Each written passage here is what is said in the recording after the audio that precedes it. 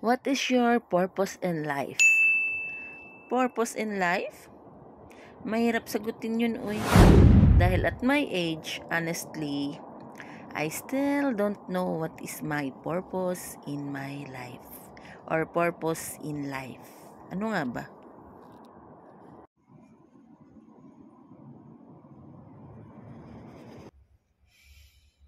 Good morning, everyone. It's another day for another life. Di man masaya, di rin malungkot. Buhay OFW, normal lang, masaya or malungkot, pareho lang.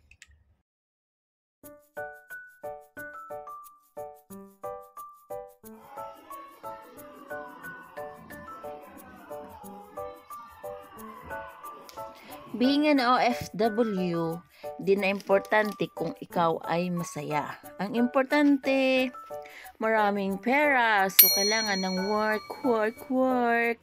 Working 6 days in a week is very exhausted. Alam nyo ba? Exhausted. Kaya this week, may pa-trip to Cosmos ang aming school. So, medyo busy talaga kaayo. Although, wala akong class na hinahawakan dahil ako ay supervisora, but I have to help also to check on the safety of the kids while they are playing. So, while doing my rounds to check on the kids, tinitignan ko na ginagawa. Syempre, may pa-selfie tayong ganap, diba? Aray ko!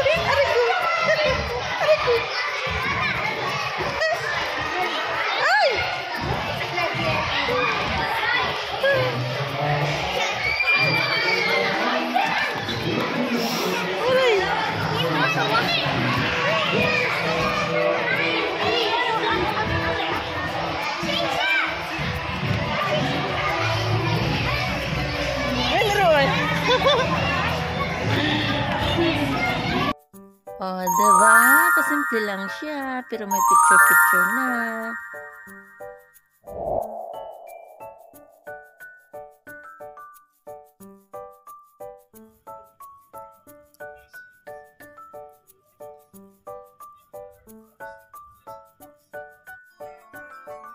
So, after ng 1 week na kabisihan, it's Friday na naman.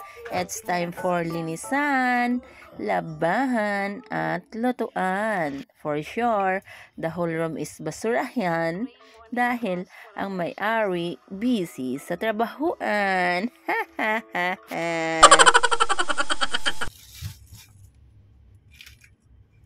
So, before anything else, maghimay muna tayo ng pomegranate. Kung sa Philippines, ang tawag diyan is granada, ang prutas na may pinakamaraming buto. I'm curious kung ba't marami siyang seeds. Kaya lang, dagdag problema pa yan. Yaan na natin si Mr. Google na sumagot dyan.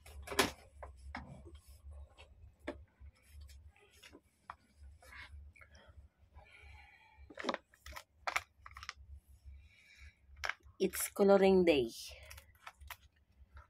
Kulay tayo ng buhok kasi lumalabas na yung mga gray hair natin.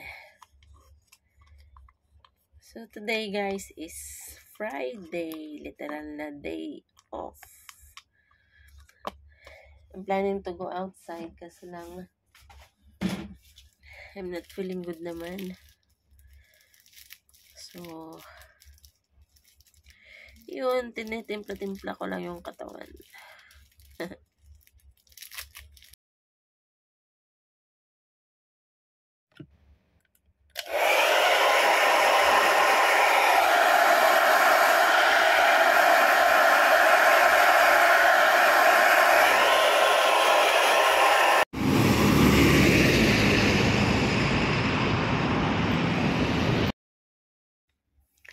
Siyempre, dahil it's lutuan day, it's palengke day din. The place where I live is very close sa mga market, kaya din na ako namamalingki monthly. Kung ano yung naisipan kong lutuin for this week, yun na ang pamamalingkiin ko or yun na ang bibilhin ko. So, this is Incheon Hypermarket. All Asian products ay naandito. Mabibili mo siya for affordable prices. Dito from foods to skincare. Napakamura. At saka isa pa, dito kasi sa abroad, lahat mabibili mo, lahat afford mo kasi ang sahod compare sa Pinas, ang layo. Magkano nga bang sahod ng teacher sa Pinas? Comments down.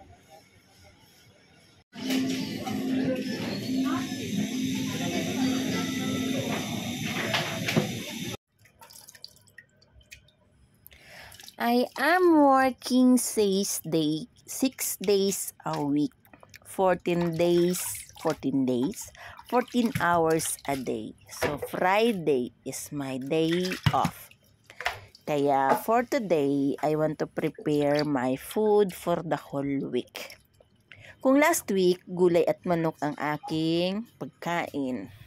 So, this week naman, mag-isda naman tayo. And, I learned, may natutunan ako dun sa border ng aking friend noon, dati, na they buy a bunch of fish, mga 5 kilos, tapos iprito nila lahat, and then hati-hatiin, ilagay sa plastic, and then ilagay sa fridge. Every time na magluluto sila, or every time nakakain sila, kukuha lang sila. Pagkatapos, ay painit or isasahog nila sa gulay. So, for today, sa akin, ay 1 kilo lang kasi hindi ko naman kayang ubusin yung 5 kilo sa isang linggo dahil I'm alone with myself. O, diba? So, pagkatapos ko siyang linisin, ay, syempre, dahil sanay ako sa lutuin na merong mga spices, so, tinimpla ko muna siya sa garlic powder, turmeric powder, chili powder, flakes, pepper flakes, black pepper, and asin at mga kemi-kemi ni Inday Aywa. Hey.